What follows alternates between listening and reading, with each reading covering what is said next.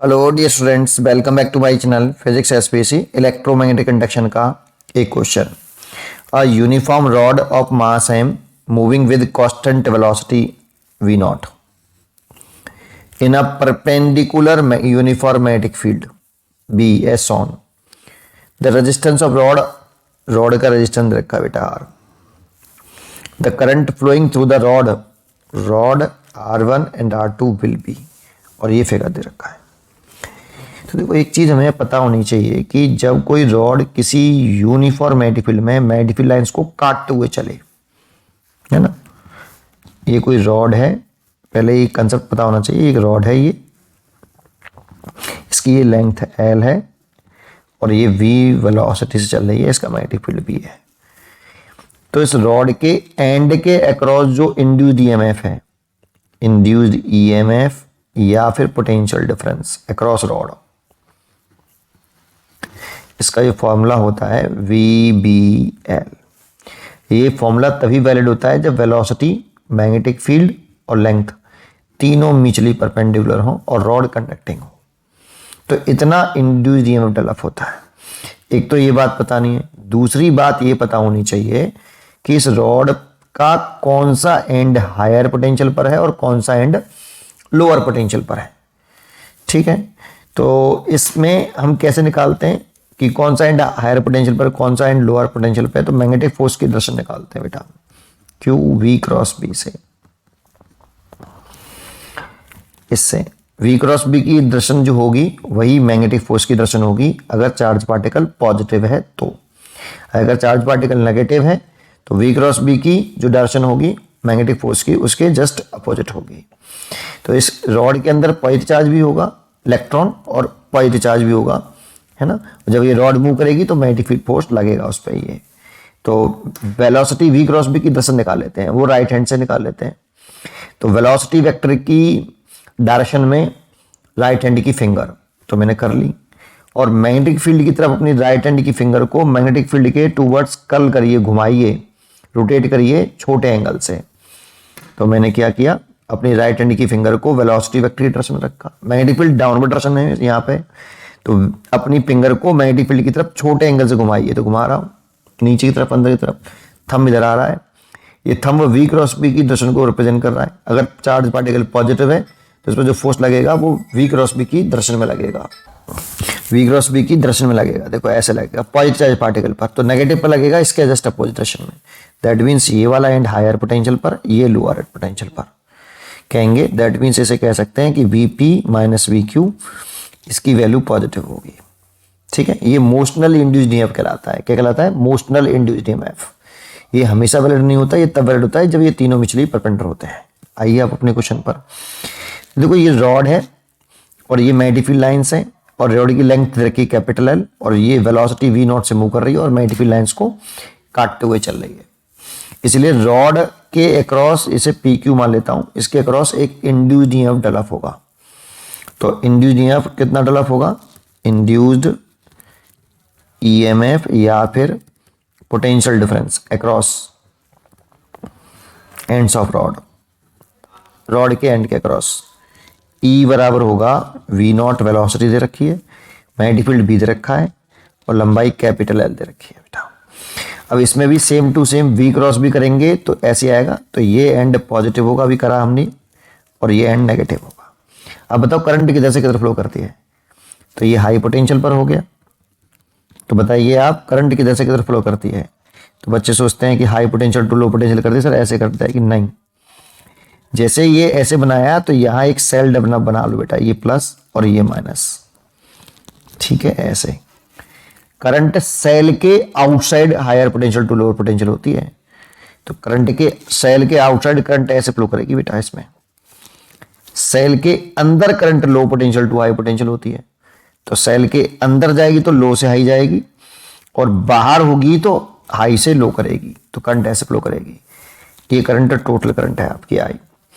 तो इसको निकालना चाहें तो टोटल करंट निकालने के लिए हमें इस सर्किट का टोटल रेजिस्टेंस निकालना पड़ेगा। दैट मीन्स ये सर्किट डायग्राम कैसा बन जाएगा, इसको कैसे बना सकते हो आप? तो देखो, इस रॉड का भी एक रेजिस्टेंस है, कितना बता रखा है? Small r। तो सर्किट डायग्राम कुछ इस तरह से बना लीजिए। ये R1 है, इसकी वैल्यू है 6R, और ये R2 है और इसकी वैल्यू है आपकी 3R, और ये रॉड है, इसका EMF मान लिया हमने E, और इस रॉड का भी एक रेजिस्टेंस है स्मॉल r। ये इस E की वैल्यू निकाली हमने V0BL, और ये टोटल करंट ड्रॉ कर रहा है I।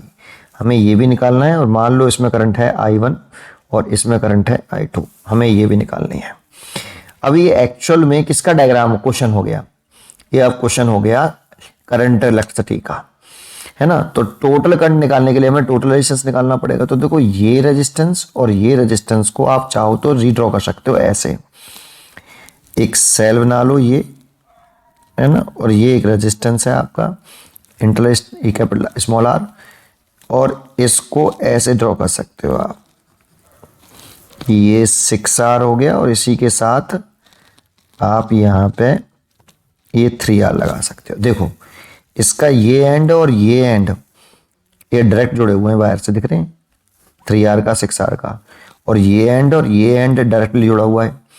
तो ये आपका 6R हो गया और ये 3R हो गया। आप इससे से इस तरह से रीड्रॉ कर सकते हो। यहाँ आके करंट यहाँ तक आई, यहाँ पे दो पार्ट में जा रही है। इसमें कितनी बताई मैंने, I1 बोला, और इसमें मैंने बोला I2। अब आपको ये अच्छी तरीके से दिखाई दे रहे होंगे, ये दोनों पैरेलल कॉम्बिनेशन में है, तो इसीलिए इन दोनों का पैरेलल कर लें। तो R dash is equal to, इसको R1 बोल रहे हैं, इसको R2, तो R1 R2 over R1 plus R2, ये जो होता है फॉर्मूला पैरेलल में। 1/R करके लिख लो या ऐसे लिख लो, एक ही बात है। तो R1 R2 लिख दो। तो R1 है आपका 6R multiplied by 3R divide by 9R। इस R से R कट गया, 3 से 3 बार कटा, 3 से ये 2 बार कटा, तो R डैश आ गया आपका 2R। यहाँ तक आपको समझ में जरूर आया होगा। इसके बाद आगे देखते हैं इस सर्किट डायग्राम को। फिर देखो इन दोनों का कॉम्बिनेशन करके जब एक हो जाएगा तो सर्किट डायग्राम कुछ इस तरह से बन जाएगा। ये R, ये सेल का EMF E, और ये आपका इन दोनों का हो गया 2R। ऐसे यहाँ से करंट निकल रही थी I, अब ये एक हो गया, तो देखो करंट सेम जा रही है अब दोनों में। ये रेजिस्टेंस और ये रेजिस्टेंस अब किस में है, सीरीज में चेक करो, करंट सेम है तो सीरीज में है, इसीलिए टोटल रेजिस्टेंस जो आएगा R इक्वलेंट ये हो जाएगा 2R plus R, that means 3R। इसीलिए जो टोटल करंट है आपकी I, ये वाली टोटल करंट I निकालना चाहे तो टोटल करंट का फॉर्मूला क्या होता है, total current I is equal to total EMF upon total resistance, यही तो होता है। तो टोटल EMF हो गया E और टोटल रेजिस्टेंस हो गया 3R। E की वैल्यू हमने निकाल रखी है कितनी, V0 B कैपिटल L बटे 3R। इतना टोटल करंट आ गया है बेटा आपका ये। तो इसीलिए टोटल करंट तो हो गई, मतलब रॉड में जो करंट है, मैंने पूछना ना flowing through the rod, current flowing through the rod, तो रॉड में तो करंट I फ्लो कर रही है ना बेटा, तो इस रॉड में फ्लो करने वाली करंट आ गई है रॉड में। अब हमें R1 R2 में फ्लो करने वाली करंट निकालनी है, तो जरा सोचो कैसे निकाल सकते हैं। यहां आ जाओ, दो तरीके से कर सकता हूं, पर मैं इजी तरीके वाला तरीका बता देता हूं। ये दोनों किस में है बेटा, R1 and R2। R1 and R2 are connected in parallel combination, so their potential difference same, so their potential difference same, क्योंकि ये पैरेलल कॉम्बिनेशन में है। तो ऐसे लिख सकते हैं देखो कि R1 का पोटेंशियल डिफरेंस और R2 का पोटेंशियल डिफरेंस बराबर होगा। तो R1 का पोटेंशियल डिफरेंस क्या होगा, V बराबर कितना होता है I इंटू R। तो इसमें करंट में कितना है I1 और रेजिस्टेंस कितना है 6R। इसमें करंट कितना है आपका I2 और रेजिस्टेंस कितना है 3R। तो देखो यहाँ से ये कट गया और I3 से कट गया ये, तो 2I1 is equal to I2 हो गया। अब ये भी सोच लो अच्छी तरीके से, यहाँ पे ये करंट I दो पार्ट में डिवाइड हुई, जंक्शन लॉ लगाओ इस जगह पे, तो I की वैल्यू क्या I1 प्लस I2 होगी, सर बिल्कुल होगी। तो बस इसमें लगा लो जंक्शन लॉ में, I की वैल्यू ना हो I is equal to I1 plus I2। तो आई की वैल्यू तो मैंने निकाल रखी है, ये रही V0 BL बटे 3R, और I1 की वैल्यू I1 ही रहने देता हूँ और I2 की वैल्यू 2I1 लिख देता हूँ। यहाँ से लिख दिया तो 3I1 हो गया, तो I1 निकाल लिया मैंने V0 BL बटे 3R तो पहले से था, और 1/3 और आ गया बेटा। ये कौन से रेजिस्टेंस में करंट मानी मैंने? I1 6R में, तो ये 6R में फ्लो करने वाले करंट हो गई बेटा। I1 6R में मानी, देखो ये रही, है ना। और I2 कितना? I2 यहाँ से निकले आएगा, I2 इक्वल टू 2I1, तो 2/3 V0 BL बटे 3R। ये I2 आ गया, ये किस में करंट आ गई? ये 3R में आ गई। इसीलिए कंटिन्यूटी में देखूं, दैट मीन्स ये 6R मतलब R1 में और ये R2 में। तो कंटिन्यूटी में देखें तो करंट आएगी आपकी, चॉइस देखें तो चॉइस आपकी सेकंड सही है बेटा। देखो रॉड में आ रही है V0 BL अपॉन 3R, तो ये ठीक है, और R1 रेजिस्टेंस में आ रही है 1/3 करके, नहीं तो ये ठीक है, और R2 में आ रही है 2/3 करके, तो ये भी ठीक है। तो इसका मतलब बी चॉइस इज करेक्ट। पढ़ते रहिए और खुश रहिए।